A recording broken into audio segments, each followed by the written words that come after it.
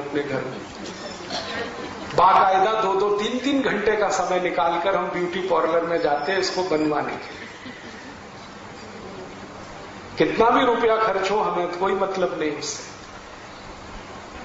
तो मैं एक ही निवेदन सबसे करता हूं वो ये कि अगर नकल ही करनी है तो समझ के करो, कुछ अकल के साथ करो। बिना अकल के नकल किया तो खड्डे में ही जाने वाले हैं। बीमारियां इसी तरह से आ रही। हमने यूरोप और अमेरिका की बिना सोचे समझे जो नकल किया अपने जीवन में, कुछ तो हमारी मजबूरी थी कि हम 250-300 साल उनके गुलाम रहे। लेकिन मुझे उससे ज्यादा दुख इस बात का है कि जब उनकी गुलामी चल रही थी तब भारत के लोग इतने मजबूर नहीं थे अंग्रेजों की नकल करने के लिए। वो चले गए 15 अगस्त 47 को, उसके बाद जो अंग्रेजियत बढ़ी है उसने तो तबाह कर दिया इस देश को। अब वहां कुछ और भी समस्याएं हैं, जैसे मैंने आपसे कहा ना स्किन बहुत हार्ड है, तो स्किन हार्ड है तो बिना साबुन के नहाना संभव ही नहीं है उनको, क्योंकि कास्टिक सोडा जो है ना हार्ड स्किन के लिए ही है। केमिस्ट्री में ये जो कास्टिक सोडा बनता है ना, सोडियम हाइड्रोक्साइड, ये उन्हीं त्वचा के लिए एप्लीकेबल है, उन्हीं पर ये लगाया जा सकता है जो बहुत कड़क त्वचा हो। और हमारे भारत में इतनी सॉफ्ट है स्किन, क्योंकि सूर्य का प्रकाश हमको है, हम रगड़ रगड़ के कास्टिक सोडा के साबुन से नहा रहे हैं, फिर त्वचा सूखी हो रही है तो फिर दौड़ दौड़ के जा रहे हैं, अरे डॉक्टर साहब क्या हुआ, स्किन रफ हो रही है, एक्जिमा हो गया, सोराइसिस हो गई, इचियोसिस हो गई, खाज हो गई, खुजली हो गई। वो तो होने ही वाला है, क्योंकि सॉफ्ट स्किन के लिए साबुन बना नहीं है, साबुन बना है हार्ड स्किन के लिए। हमारे यहां तो वही चीजें हैं अच्छी नहाने के लिए जो सॉफ्ट स्किन पे एप्लीकेबल हो, जैसे दूध का स्नान। इसलिए हमारे यहां कहावत है, दूधो नहाओ पूतो फलो। कभी सुना है किसी से लक्स नहाओ पूतो फलो? कोई कहता?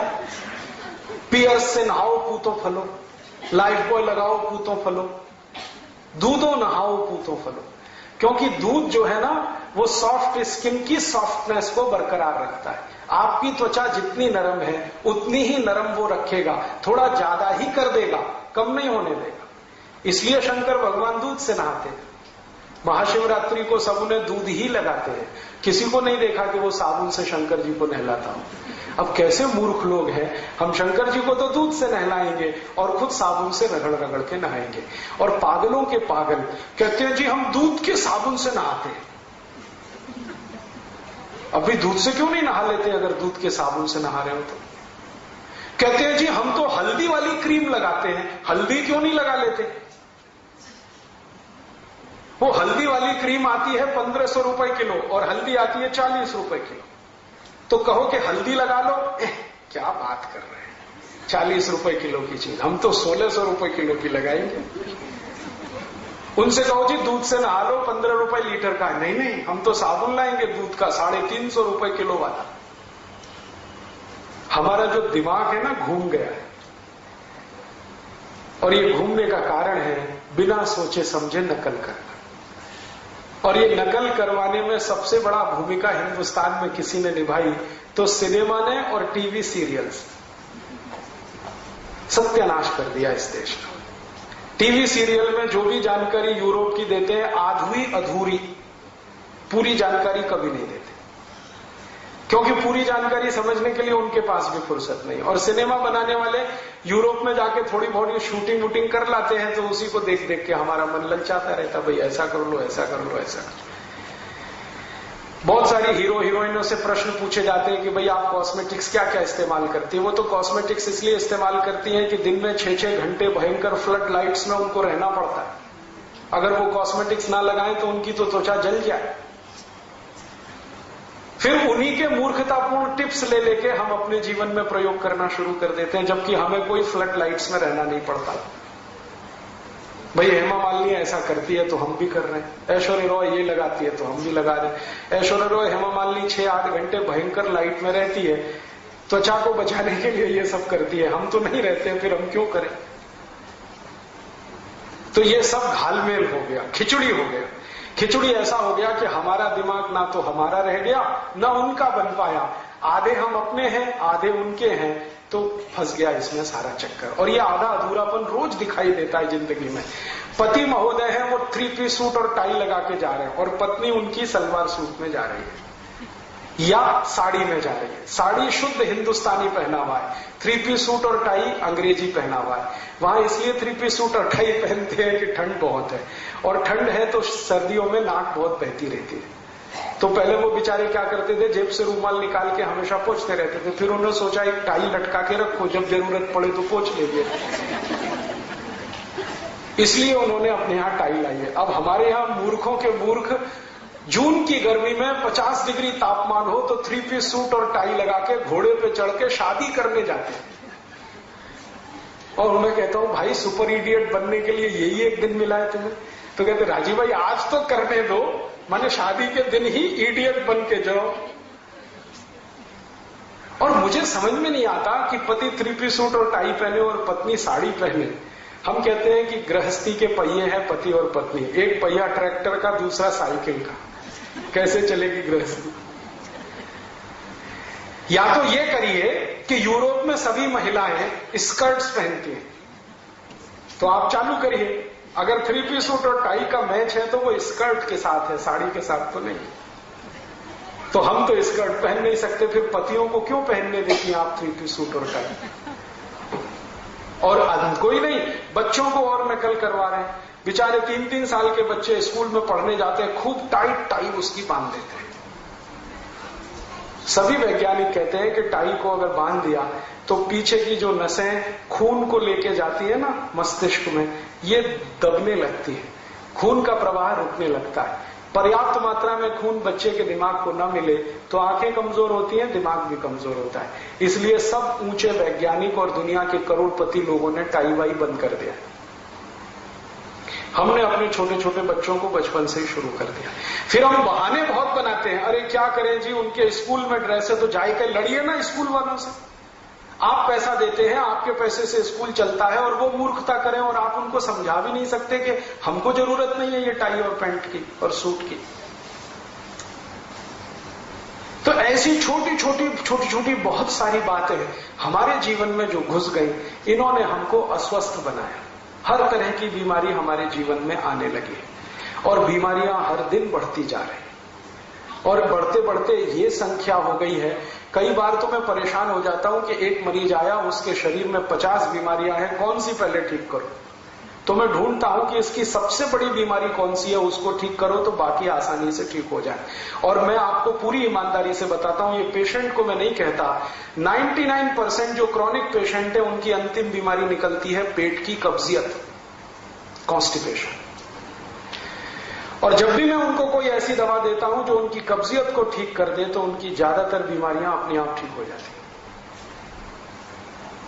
बहुत सारे मरीजों को मैं संधिवात ठीक करता हूं, लेकिन कभी नहीं बताता कि संधिवात की दवा नहीं दे रहा हूं, पेट साफ करने की दवा है। क्योंकि जैसे ही पेट साफ होने लगता है, घुटनों का दर्द अपने आप खत्म हो जाता है। जैसे ही पेट साफ होने लगता है, माइग्रेन अपने आप खत्म हो जाता है। जैसे ही पेट साफ होने लगता है, नींद बहुत अच्छी आने लगती है। जैसे ही पेट साफ होने लगता है, शरीर के जॉइंट्स पेन सब निकल जाते हैं। और अब गंभीरता से मैं सोचते सोचते इस निष्कर्ष पर पहुंचा कि हमने यूरोप और अमेरिका की नकल करके जो अपने घर में ले आया खान पान, इसने हमको फंसा दिया। अब कैसा फंसा दिया? अब भारत की बात करता हूं थोड़ी। भारत में ये जो आयुर्वेद है ना, ये सबसे बड़ा चिकित्सा शास्त्र है। लेकिन इस चिकित्सा शास्त्र में कई अच्छी अच्छी पुस्तकें लिखी गई हैं, छोटी छोटी, कुछ बड़ी बड़ी। एक बहुत अच्छी पुस्तक है, उसका नाम है अष्टांग हृदय। उसको एक दूसरे नाम से भी बोलते हैं कुछ वैज्ञानिक, अष्टांग संग्रह। इसमें 2000 से ज्यादा सूत्र हैं। मुझे आयुर्वेद की जितनी पुस्तकों का अभ्यास करने का मौका मिला, उनमें मेरे हिसाब से ये सर्वश्रेष्ठ पुस्तक है। सर्वश्रेष्ठ क्यों है? क्योंकि यही वो पुस्तक है जो बताती है कि स्वस्थ रहो, मस्त रहो, बीमारी मत पड़ो। तो उसमें स्वस्थ रहने के कुछ नियम हैं और बीमार पड़ने के कुछ कारण हैं। अब आपको अगर मैं कहूं तो आप परेशान हो जाएंगे ये सुनकर। इस अष्टांग हृदय में या अष्टांग संग्रह में किसी भी व्यक्ति के बीमार होने के सबसे बड़े कारणों में से एक कारण यह है कि वो ऐसा खाना खाते हैं जिनको सूर्य प्रकाश नहीं मिला या पवन का स्पर्श नहीं हुआ। और अष्टांग हृदय कहता है कि जो व्यक्ति सूर्य के प्रकाश का स्पर्श किए बिना और पवन का स्पर्श किए बिना खाना खाएंगे, माने जिस खाने को सूर्य प्रकाश नहीं मिला, जिस खाने को हवा ने नहीं छुआ, ऐसा खाना खाएंगे तो बीमारियों का घर तो शरीर होने ही वाला है। और ऐसी चीज क्या है हमारे घर में? रेफ्रिजरेटर। आप फ्रिज में भर के खाना रख दो, न उसको सूर्य प्रकाश मिलेगा, न पवन का स्पर्श होगा, और वो खाना अष्टांग हृदय के हिसाब से जहर है। अष्टांग हृदय में तो ये तक लिखा हुआ है कि जो व्यक्ति सूर्य प्रकाश के बिना और पवन स्पर्श के बिना खाना खाता है, उसको दुश्मन की जरूरत नहीं है और जहर खाने की भी जरूरत नहीं है, वो खुद ही जहर खा रहा है, थोड़े दिन में वो जाने ही वाला है इस दुनिया से। और आधुनिक वैज्ञानिकों ने भी मान लिया है कि खाने को बना के फ्रिज में रखना उसका सर्वनाश करने के बराबर है। अब हम क्या करते हैं, बहुत सारे घरों में फ्रिज है। आजकल तो मैं बिना फ्रिज का घर देखूं तो हैरानी होती। हाँ, और घरों में कंपटीशन है कि पड़ोसी के आए तो हमारे यहां क्यों नहीं, वो कुएं में गिर रहा है तो हम क्यों नहीं गिरे, वो जहर खा रहा है तो हम क्यों नहीं खाएं। सारा देश इसी में मर गया, भला उसकी कमीज मेरी कमीज से ज्यादा सफेद कैसे? पढ़े लिखे लोगों में ये बहुत है। तो फ्रिज आ गया घर में, अब आ गया तो इसका कुछ तो उपयोग होना चाहिए। तो हम क्या करते हैं, सब्जियां खरीद खरीद के लाते हैं और भर भर के उसमें रख देते हैं। और अभी एक और सुपर इडियोसिटी करना शुरू किया है कि सब्जियों को पॉलीथिन में भर भर के फ्रिज में रख देते हैं। ये पॉलीथिन फ्रिज से भी ज्यादा खराब है। अब होता क्या है, सब्जियों के बारे में आयुर्वेद का सिद्धांत यह है कि पेड़ से टूटने के 48 मिनट के बाद उसको पका के खा लीजिए। ये नियम है आयुर्वेद का। पेड़ से टूटने के 45-48 मिनट के बाद, मान लो 1 घंटे के बाद आप उसको पका के खा लीजिए, तब तो है ठीक। और जो आपने सवेरे की सब्जी शाम को खाई, शाम की अगले सवेरे को खाई और 2-2 दिन रख के खाई, तो वो जहर है। अब हम क्या कर रहे हैं, सब्जियां यहां ताजी मिलती हैं भीलवाड़ा, हाँ, सवेरे भी शाम को भी। मैं देखता हूं झोला भर भर के 3-4 दिन की इकट्ठी ले आते हैं, 8-8 दिन की ले आते हैं और फ्रिज में भर के पॉलीथिन में पैक करके और रख देते हैं। तो डबल जहर। धनिया लाते हैं, पॉलीथिन में पैक करके फ्रिज में रख दिया, पुदीना लाया पॉलीथिन में पैक करके रख दिया, भिंडी लाई पॉलीथिन में पैक करके रख दिया। क्या तर्क है उसके पीछे कि इनमें नमी बनी रहती है? आपको मालूम नहीं, फ्रिज में से 12 खतरनाक जहरीली गैस निकलती है जिनको CFCs कहते हैं, क्लोरोफ्लोरोकार्बन्स, जिनसे सारी दुनिया परेशान है। उन जहरों से मिली हुई सब्जियों को फिर आप खा रहे हैं, फिर कितना भी उबालिए उसका असर नहीं जाता। धीरे धीरे ये टॉक्सिक वेस्ट आपके शरीर में इकट्ठे होते रहते हैं। 5-7 साल में आपके घुटने दुखना, पैर की एड़ियां दुखना, कमर दुखना, कंधे दुखना, फिर माइग्रेन होना, फिर नींद नहीं आना, फिर ऐसा होना, फिर वैसा होना, ये शुरू ही शुरू रहता है। और मैं किसी को समझाऊं कि भाई अगर आपको स्वस्थ रहना है तो ये फ्रिज निकाल दो घर में, है क्या बात कर रहे हैं राजीव भाई, वो 5,000 का फ्रिज रख के 50,000 खर्च करेंगे दवा पे, लेकिन उसको 5,000 के फ्रिज को निकाल के फेंकेंगे नहीं, क्योंकि स्टेटस सिंबल है जी। और अब तो एक और खतरनाक काम शुरू हुआ है कि उसमें पानी भर भर के और रख देते, वो पीते और दूसरों को भी पिलाते। ये यूरोप के लोगों की सबसे बड़ी समस्या है, चिल्ड वाटर। वो ठंडा पानी पीते, परिणाम पता है, वो सवेरे 2-2 घंटे टॉयलेट में बैठे रहते। और उनका ठंडा पानी तो मजबूरी है, क्योंकि बर्फ गिर रही है तो पानी ठंडा होने वाला है। हमारी क्या मजबूरी है? कोई नहीं, हम तो ठंडा बना बना के पी रहे। कई घरों में माताओं को मैंने देखा है, आटा गूंद के फ्रिज में भर के रख देते हैं, सवेरे का शाम को, शाम का अगले दिन सवेरे, अगले दिन का तीसरे दिन, तीसरे दिन का चौथे दिन, ये चक्कर चलता ही है। और आटे के बारे में भी आयुर्वेद ये कहता है कि अगर आटे को गूंद लिया है तो 30 मिनट के अंदर उसे खत्म होना ही चाहिए, नहीं तो कीटाणु बनना, जीवाणु बनना शुरू हो जाता है उसमें। आप जैन दर्शन मानते हैं और रोज करोड़ों जीवों की हत्याएं करते हैं उसी आटे के चक्कर। वो आटा शरीर के तो काम का है ही नहीं, धर्म के भी विरुद्ध है। अब रोज जीव हत्या करते हैं, पाप चढ़ता रहता है, फिर उसको उतारने के लिए सामयिक और प्रतिक्रमण करने बैठ जाते हैं। फिर एक दिन पाप की गठरी बढ़ाते हैं, फिर सामयिक कर लेते हैं, फिर पाप की, ये तो चक्कर चलने ही वाला है। अष्टांग हृदय के इस सूत्र को आप माने और समझें। अष्टांग हृदय कहता है कि जिस भोजन को सूर्य का प्रकाश ने स्पर्श नहीं किया हो और पवन ना मिला हो, उसको कभी मत खाइए, वो जहर है। तो आप कोशिश करिए, अपने घर का फ्रिज निकाल दीजिए। मैं आपसे अभी बोलता हूं 50% बीमारियां फ्रिज के साथ निकल जाएंगी। दूसरी हमसे क्या गलती हो रही है, हमने अपने घर का नाश्ता ऐसा बनाया जो यूरोप और अमेरिका में मजबूरी में खाया जाता। मैंने कहा ना, पाव रोटी, डबल रोटी, बिस्किट, अब हमने घर में शौक से लाना शुरू किया। ज्यादातर घरों में ब्रेड पकौड़े नाश्ते में मैं देखता हूं, या ब्रेड का कोई ना कोई प्रिपरेशन नाश्ते में मिलता है। पूछो, कहते हैं बहुत इजी है। इजी तो इडली भी है, सांभर भी है, उत्तपम भी है, रसम भी है, डोसा भी है, और हलवा से ज्यादा इजी कोई चीज नहीं। सबसे सुरक्षित, सबसे पौष्टिक हलवा के बारे में आप जानते हैं? मेरे पास कोई ऐसा पेशेंट आ जाए जो ऑपरेशन करा के आया हो अभी घंटे भर पहले, मैं उसको कह सकता हूं कि घी का हलवा खा लो, इतना सुरक्षित है। उस पेशेंट को रोटी नहीं खिलाई जा सकती, दाल नहीं खिलाई जा सकती, चावल नहीं खिलाया जा सकता, कम से कम 15 दिन। लेकिन मैं उसको यह जरूर कह देता हूं कि ऑपरेशन खत्म होते ही जैसे ही होश आए, हलवा बना के खिला देना, देशी गाय के घी का, क्योंकि वो हीलिंग में बहुत मदद करता है। तो हलवा से ज्यादा तो कोई भी हमारे पास डिश नहीं है जो 5 मिनट में बन सके। लेकिन वो हलवा गायब हो रहा है धीरे धीरे। पाव रोटी आ गई, डबल रोटी आ गई, बिस्किट आ गया, घर में नूडल्स आ गए, और सवेरे के नाश्ते में ये जरूर है। और आयुर्वेद कहता है कि सवेरे का नाश्ता ही सबसे ज्यादा मजबूत होना चाहिए, उसी में भरपेट हम पाव रोटी, डबल रोटी खिला रहे। कभी कभी बच्चों का बहाना बना देते हैं, जी खाते नहीं वो, आपने खिलाने की आदत नहीं डाली तो वो खाएंगे क्यों? यहां से ही हमारी जिंदगी की गड़बड़ी शुरू हो रही। और ये सड़े मैदे की पाव रोटी, डबल रोटी आप जितनी खाएंगे, कब्जियत उतनी ही बढ़ेगी।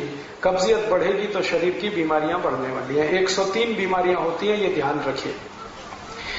आज मेरे पास सुविधा नहीं है, अगर एलसीडी प्रोजेक्टर होता तो मैं आपको यहां दिखाता। एलसीडी है? एलसीडी प्रोजेक्टर हो तो मैं आपको दिखाता कि जब आप ये खाते हैं ना, मैंने इसमें बहुत सुंदर स्लाइड्स बनाई हुई कि जैसे ही पाव रोटी खाते हैं तो अंदर क्या होता है पेट में जाने, डबल रोटी खाने के बाद क्या होता है, बिस्किट खाने के बाद क्या होता है, चाउमीन और नूडल्स खाने के बाद पेट में क्या होता है, कैसे कैसे वो कहां कहां चिपकता है, कितने एरिया को वो कवर करता है, और फिर कैसे आपको कॉन्स्टिपेशन बनाता है। और उसका बनाने का जो तरीका कोई देख ले तो उसको घृणा हो जाए, इतने खराब तरीके से बनता है। तो मेरी आपको छोटी सी विनती है कि अगर आप स्वस्थ रहना चाहते हैं, तंदुरुस्त रहना चाहते हैं, तो अपने जीवन में अष्टांग हृदय के दिए हुए सूत्रों का पालन करें। उनमें पहला सूत्र मैंने बताया, फ्रिज में रखा हुआ कुछ ना खाएं ना कुछ पिए। फिर आप बोलेंगे जी कि क्या खाएं क्या पिए? जो चीज फ्रिज में नहीं रखी हो और जिसको पवन स्पर्श भरपूर हुआ हो और जिसको सूर्य का प्रकाश भी मिल गया हो, उसको खाइए। माने हर चीज ताजा बना के खाइए, फ्रिज में रखी हुई मत खाइए। फ्रिज में दूध रखना भी बंद कर दीजिए, दही भी मत रखिए, इनको बाहर ही रखिए ना। तो आपके जीवन में स्वास्थ्य अपने आप आता चला जाए। दूसरा एक नियम है, आयुर्वेद का नियम है, अष्टांग हृदय का भी वो नियम है, और सभी ऋषि ऐसा बोलकर गए हैं कि जो जिंदगी स्वस्थ रखनी है तो ठंडा पानी मत पीजिए, पानी गर्म करके पीजिए। कम से कम उतना गर्म हो जितना गर्म आपका शरीर है, क्योंकि गर्म पानी शरीर को बहुत तरह से सफाई कर देता है, टॉक्सिक वेस्ट को शरीर के बाहर निकाल के फेंकता है, पचने में भी मदद करता है, शरीर के पूरे तंत्र को व्यवस्थित रखता है। हल्का गुनगुना पानी, ज्यादा गर्म भी नहीं, ज्यादा ठंडा भी नहीं। दूसरा ये नियम है। तीसरा ये नियम है कि आप जो भी खाना खाइए ताजा खाइए, खाना चबा चबा के खाइए, क्योंकि भारत में चबाने का बहुत महत्व है, यूरोप में नहीं है। यूरोप में क्या है ना, ठंडी है, मैंने आपको बोला ना ठंडी है, तो ये जो जबड़े हैं ना ये फ्लेक्सिबल नहीं, तो ज्यादा चबा नहीं सकते, तो जो भी कुछ है जल्दी जल्दी निगल निगल के खाते हैं वो। हमारे तो जबड़े बहुत फ्लेक्सिबल हैं, तो हमको तो चबा चबा के खाना है। और यूरोप में एक और मुश्किल है कि उनके जो मसूड़े हैं ना बहुत कड़े हैं, और कड़े मसूड़ों को साफ करना वो ब्रश से ही संभव है। हार्ड है बहुत, तो वो ब्रश करते हैं। आप मत उनकी नकल करिए, आपके मसूड़े तो बहुत सॉफ्ट है, इतने सॉफ्ट हैं कि थोड़ा भी ब्रश आड़ा तिरछा चल गया तो खून ही खून निकले। तो उनकी नकल करके टूथब्रश मत करिए। फिर क्या करें, दंतमंजन है हमारे पास, और अगर ब्रश ही करना है तो नीम के दातुन से अच्छा कोई नहीं, क्योंकि उसके ब्रसल्स बहुत सॉफ्ट होते हैं। प्लास्टिक के ब्रश के ब्रसल्स की तुलना में वो बहुत सॉफ्ट है। तो दातुन करना शुरू कर दीजिए, दंतमंजन करिए तो दांत अच्छे रहेंगे, मसूड़े भी अच्छे रहेंगे। पानी कभी भी ठंडा मत पीजिए, तो दांत सुरक्षित रहेंगे, गला भी सुरक्षित रहेगा, पेट भी अच्छा रहेगा। हमेशा गुनगुना पानी पीजिए। और आप तो अगर जैन दर्शन मानते हैं, जैन धर्म मानते हैं, तो आप जानते हैं कि ज्यादा देर रखा हुआ पानी भी मत पीजिए, क्योंकि उसमें जीव वृद्धि होती है। तो ताजा पानी बना के पीते रहिए। ताजा पानी बना के माने हर समय हल्का गुनगुना करके पीते रहिए।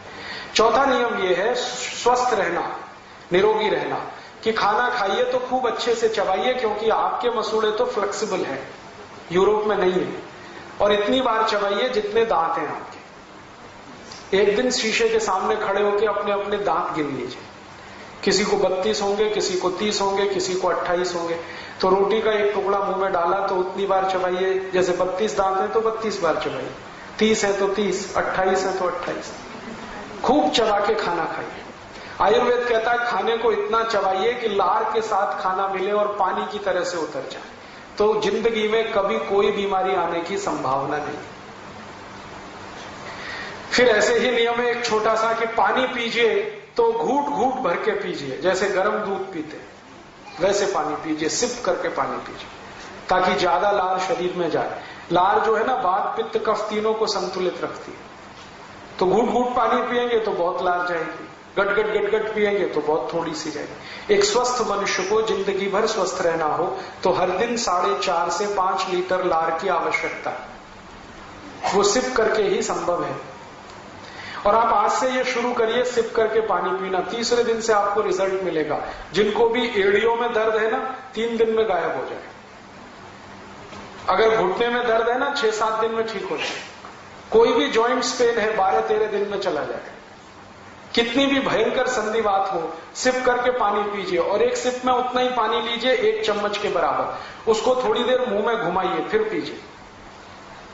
अगर आपका वजन बहुत बढ़ गया है तो महीने 1.5 महीने में ही 5-6 किलो कम हो जाएगा अपने आप, बिना कोई दवा खाए, सिप करके पानी पीने से। अभी थोड़े दिन पहले मेरा एक दोस्त अमेरिका से लौटा है, उसका 140 किलो वजन हो गया था। तो उसको अमेरिका की जिस कंपनी में नौकरी करता था निकाल दिया, क्योंकि वहां नौकरी से निकालने में 1 मिनट लगता है किसी को।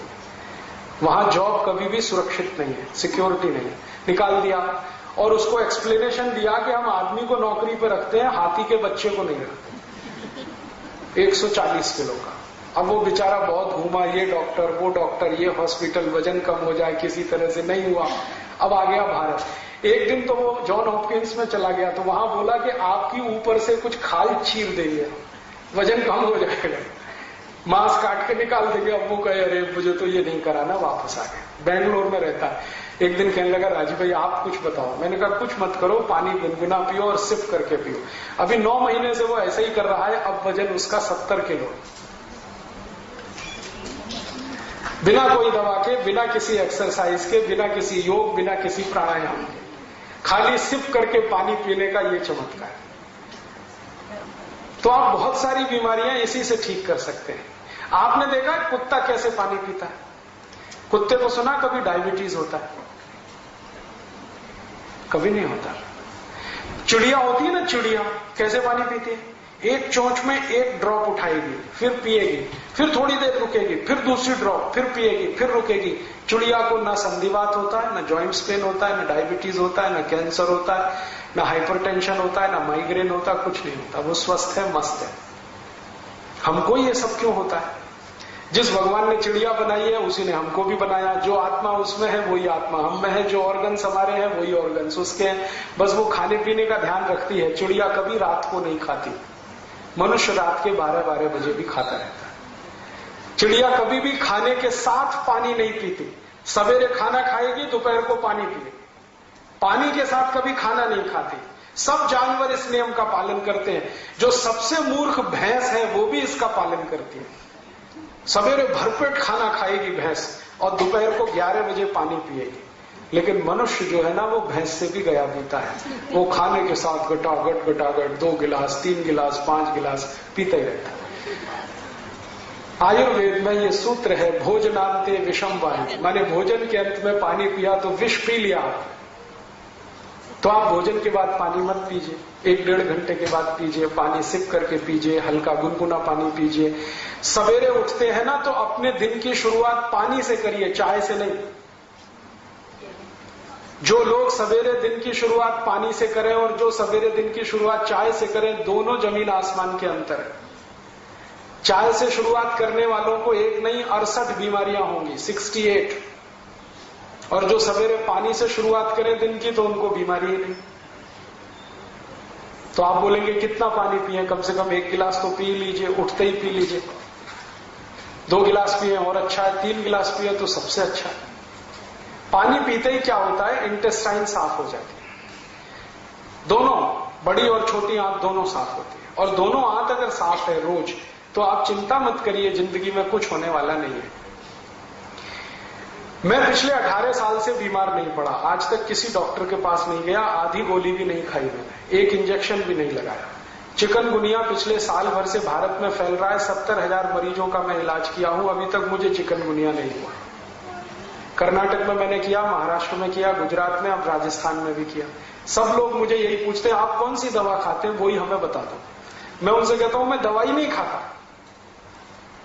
लेकिन मैं आयुर्वेद के सभी नियमों का बहुत कट्टरता से पालन करता हूं। सवेरे उठने पर पानी नहीं मिला तो उतनी देर में टॉयलेट में नहीं जाता, मिलेगा पानी तभी जाऊंगा। और उठते ही पानी पीता हूं, मुंह भी नहीं धोता, दांत भी साफ नहीं करता, रात को दांत साफ करके सो जाता हूं। पानी कभी भी पीता हूं सिप करके पीता हूं, और ठंडा पानी बर्फ डाला हुआ कभी नहीं पीता। खाने के हमेशा 1-1.5 घंटे बाद पानी पीता हूं, कभी कभी 2 घंटे बाद भी पीता हूं। ये छोटे छोटे नियम का पालन मैं करता हूं, 18 साल से मैं स्वस्थ हूं, आप भी हो सकते हैं। मैं बस इतना ही है, यूरोप की नकल नहीं करता किसी का, अमेरिका की नकल नहीं करता। वो ये कर रहे हैं तो मैं भी ये करूं, ये मैं कभी नहीं करता। पहले मैं बहुत सोचता हूं कि ये करना है नहीं करना है, अपने लिए काम का है नहीं काम का है। ये सब सोच विचार के अगर जीवन में आप फैसले लेना शुरू करें, मुझे नहीं लगता कि आप बीमार पड़ेंगे। बहुत लोगों को छोटी छोटी ये बातें आप बताएं, आप स्वयं करें, आप स्वस्थ हो जाएं, परिवार स्वस्थ हो जाए, जीवन आपका सुखी हो जाए। मानसिक बीमारियां अगर आपको हैं या जिंदगी भर उनसे बचना चाहते हैं, तो आयुर्वेद का एक छोटा नियम पालन करते रहिए कि रात को जब सोएं तो सूर्य की दिशा में सिर रखिए, पूर्व दिशा में सिर करके सोइए। और कोई बहुत मजबूरी आ जाए तो दक्षिण दिशा में कर लीजिए, उत्तर और पश्चिम को हमेशा छोड़िए। सोने के लिए नहीं है ये उत्तर और पश्चिम की दिशा, पूजा करने के लिए है, अध्ययन करने के लिए, सोने के लिए तो पूर्व और दक्षिण। जितने दिन आप पूर्व की तरफ सिर करके सोते रहेंगे, कभी भी आपको मानसिक बीमारियां नहीं आएंगी, और कम से कम नींद नहीं आने की जो बीमारियां हैं वो खत्म हो जाएंगे, अपने आप खत्म हो जाएंगे। अभी छोटी सी बात है, हम कर सकते हैं, अपने घर के बेड की दिशा बदल दीजिए, आज ही चेंज कर लीजिए। अगर बेड आपका फिक्स है तो उसको आज चेंज कर लीजिए, नहीं तो जमीन पे सोए तो फ्लेक्सिबल है, जब चाहे दिशा बदल सकते हैं। और 2-3 छोटी छोटी बातें हैं कि आप कभी भी खाना खाएं तो यूरोप और अमेरिका की नकल करके मत खाइए, जैसे कुर्सी मेज पे बैठ के स्टैंडिंग पोजीशन में। आप कहीं जाते हैं शादी ब्याह बारात में, बफे सिस्टम है, तो पागल मत बनिए। आप अपना खाना थाली में निकालिए, कहीं आराम से कोने में बैठ के खाइए उसको। इसमें कोई हम छोटे होने वाले नहीं। हमको ये शर्म आती है कि सब खड़े होके खा रहे हैं, हम नहीं खाएंगे तो हम उनको मूर्ख तो वो हैं। आप कम से कम उन मूर्खों में इंटेलिजेंट रहिए। और कोई पूछेगा जी क्यों बैठ के खा रहे हो, तो उनसे कहो कि मेरे घुटने अभी काम करते हैं, कमर भी काम करती है, दोनों फ्लेक्सिबल है, हम बैठ सकते हैं। जब नहीं बैठ पाएंगे तब सोचेंगे खड़े खड़े खाएं। तो घर में डाइनिंग टेबल पे खाना ना खा के जमीन पे बैठ के खाएं। भारत में सबसे अच्छे खाने की पद्धति है सुख आसन में बैठ के खाना, और खाने के बाद 10 मिनट कम से कम वज्रासन जरूर करें, दोपहर को हो या शाम को। और दोपहर के खाने के बाद 20 मिनट विश्राम करें। पहले 10 मिनट वज्रासन, फिर 20 मिनट विश्राम। और रात को अगर खाना खाया तो 10 मिनट का वज्र सकते हैं। जब